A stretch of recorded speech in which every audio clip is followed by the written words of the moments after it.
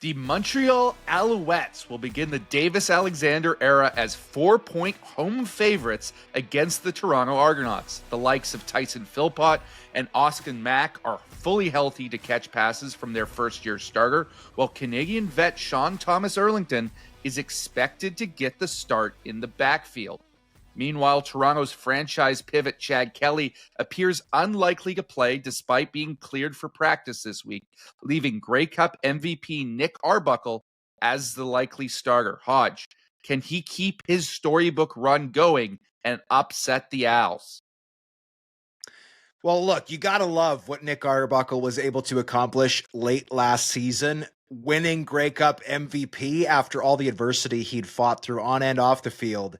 That being said, going into Montreal, a place where the Alouettes almost won the East Final, despite giving up 5 turnovers, I think the Argos are going to be in tough here. And you look at all of their losses along the defensive line, Royce Metier in the secondary. You look at their losses elsewhere. Chad Kelly unlikely to play. I think it's tough to pick the Argonauts to win this one. That being said, as I mentioned in the last segment, the dogs are always barking in week 1. Ryan Dinwiddie, for my money, the best coach in the CFL right now. There's a reason why he has won 2 Grey Cups in just 4 seasons at the helm with the Boatmen.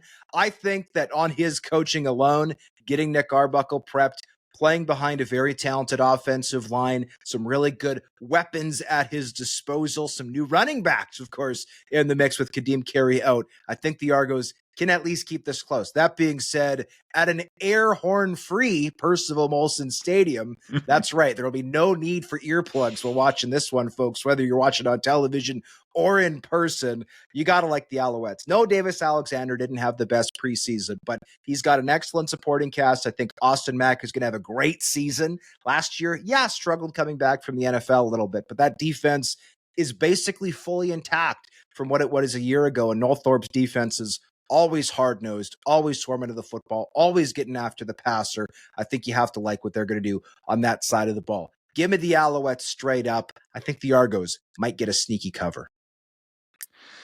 The rumors of Toronto's demise, I should say, I think were grossly exaggerated over the offseason, but you can't look at that defense and not say that they've gotten a little bit worse in the secondary and a little bit worse up front rushing the passer. So if you're an Argonauts fan right now and you're looking at that Montreal Alouettes offense, I think you're clinging to the hope that they're going to come out slow like they did in that first preseason game where Davis-Alexander looked out of sorts and they couldn't really generate anything. I don't think that's going to be the case.